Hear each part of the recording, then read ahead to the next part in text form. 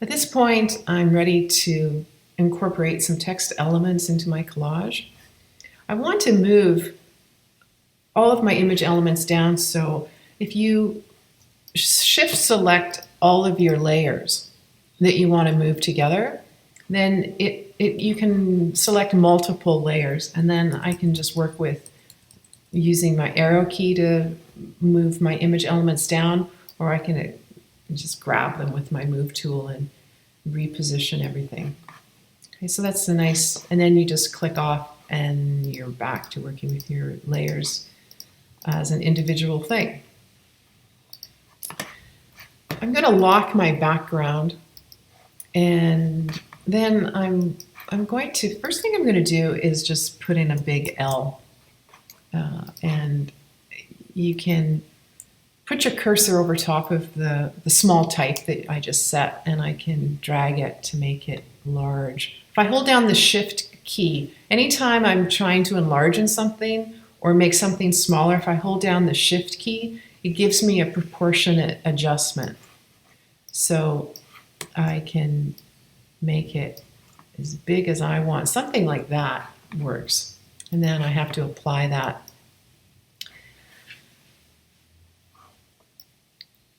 And I can work with however I want to position it.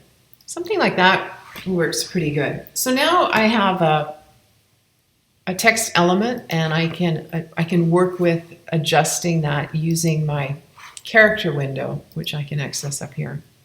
There's my paragraph I don't need, and my character window right there. And this is good if you're working with type in a way that you want to work with the size, or you're setting a column of type and you want to work with the different parameters of setting a column of type, which is the leading, the space between the lines, and the horizontal spacing. But right now I'm not so much interested in doing that. I'm interested in just working with type as a graphical element. So it's much easier to edit and to work with it in your document if you turn it into a raster image. So select that type layer, and then you can go up to your type menu and you can rasterize that layer. And so now it's no longer a font that's being called up on your system, it's just a graphical element. And I kind of like that. I'm making a different collage than I started off with, but yeah, it's always a good thing to try doing something more than once, because sometimes you end up working out all your bad ideas and you find good ones.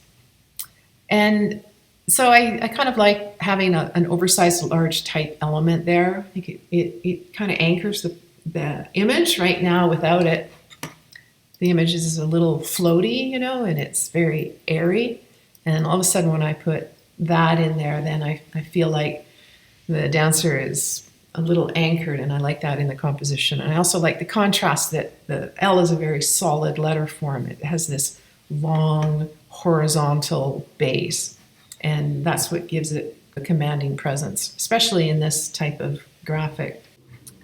I also wanted to incorporate her name, so I have a Word document, and sometimes it's really nice having a Word document because you can just go in and you can copy something that you actually need, and then come back and take my type tool and click and paste, and there it is.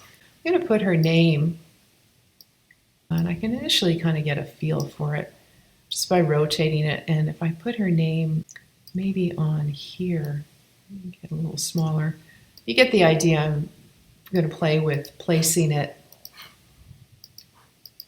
on this white part of the graphic. So now I actually want to snug it up to the edge. So the best thing to do is make sure you're on that layer. And again, I'm going to go and rasterize that type layer. And then I'm going to zoom in. Oh, and I look at all the details I have of my butterfly. I would like to maybe edit that out at some point. I could do that right now. Select my butterfly layer. At that point, I'm just going to grab my eraser tool and the left bracket key to make it smaller. Edit that out, and I'm going to do the same thing there. Okay.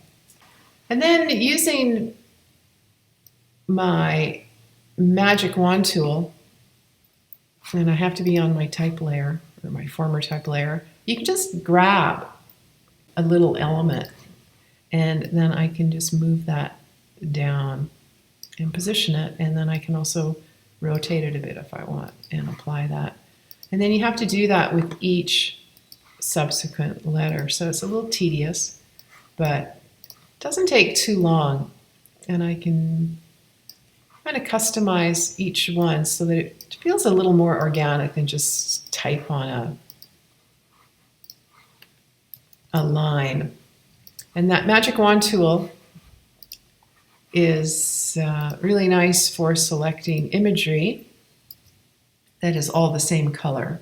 So that's a really good tool to use in this case.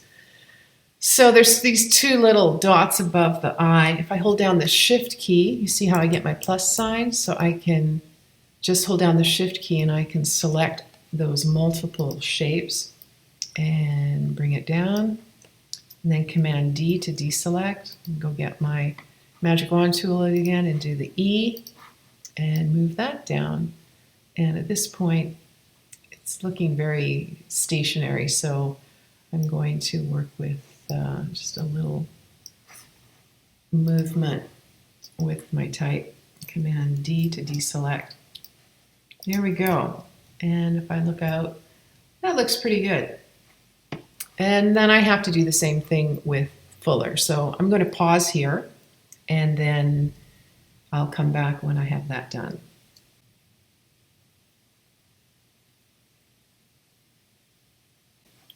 So I finished placing the text along this shape here. And the next thing I'm going to try is just working with the large L letter form. And I'll demonstrate a couple of ways you can work with text in a simple way. If I duplicate that mauve blue color in my foreground, so all I have to do is do my command click of my first layer of my L, and I get my marching ants, and then I can just do Option delete to do a fill of my foreground color. And with that selected, I can use my move tool, and I'm just going to move it to the right a bit. And I like using the move tool when I have just a little bit that I want to position. And it kind of gives the letter a little bit of dimension. Go down to your effects window at the bottom of your layers palette. And we use this at the beginning of the semester, so it's just a little reminder that there's these effects that you can do, and sometimes inner shadow is kind of nice. And if you choose, depending on what color you choose, you'll get a certain kind of effect. And I've got some blend modes going on, so I might just go up and do normal. There we go. And you can see it a little bit goes a long way, but you can adjust the angle of that. And it's kind of nice to have a little glow at the bottom. You can do the size of it. So there's all kinds of little adjustments you can do in there. And as you can see, there's gradient overlay you could do. Looks a little bit wild. And I can also go down and choose maybe something like satin. I'm not sure what that's going to do. Yeah, it's just different effects. So you have to just play around with these and see which work to help you along with your image development. But don't forget about those. Those would be kind of fun to work with. And if I don't want to do my layer style, I can go back to that. And it might be that I'm addicted to these blend modes here. So I'm just going to try going down to multiply. And I kind of like that. It gives it a little darkness. Just for demonstration purposes, you can always take a letter form and go up to your filter gallery. And whenever you're working with your type, any element actually, there's so many things you can do in Photoshop, but that doesn't mean necessarily you should do them. So try to go through and have an idea about what you're trying to do and then use Photoshop to try to realize that. And once in a while you come across a chance discovery and it works, but there's a lot of times there's a lot of frivolous filtering going on, and they should be used, with some kind of intent. Having said that, there are things like where are they? Render. You can render clouds. There's the lens flare is often overused, and sometimes lighting effects. But these done in a constrained manner can be really effective. So you can go through your filter and play with those and get to know those. Yeah, there's a down under transform. There's this nice option to skew something. And when I skew it, it stretches it out in a way. And sometimes this can be kind of fun to work with. You can kind of create, you can adjust each point to skew it and to give it some kind of attitude. So that the skew feature can sometimes be nice to work with. Another thing you can work with is your brush tool.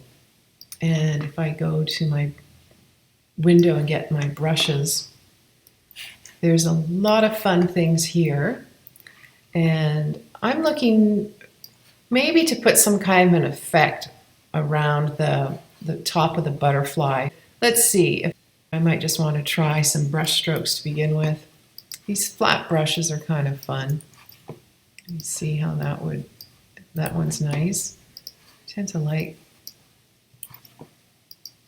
this one. And then you can also adjust the size by using, of course, your left and your right bracket key. So the right bracket key makes it bigger. So I think I have one that I want to experiment with. So I will have a new layer here. I'm just going to call this paintbrush, so I know what that is. I'm going to work at the top here. And look at that first one I did. I really like that one. And I might kind of just go back over top of that a few times. Yeah. And I'll do once more.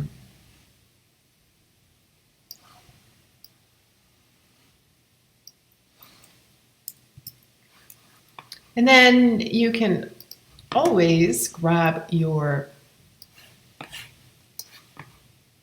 eraser brush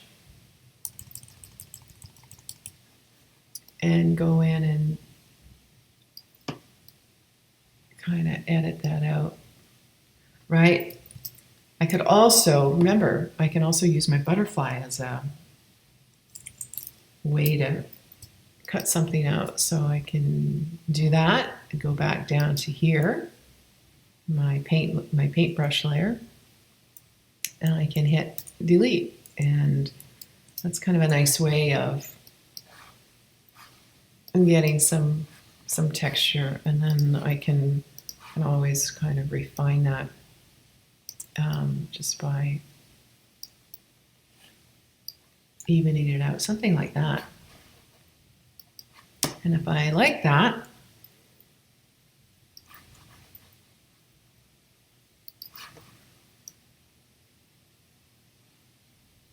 I think I have some going on there too. If I like that, rather than trying to replicate that, I could duplicate it. I can go to my transform, edit transform, and I can flip it.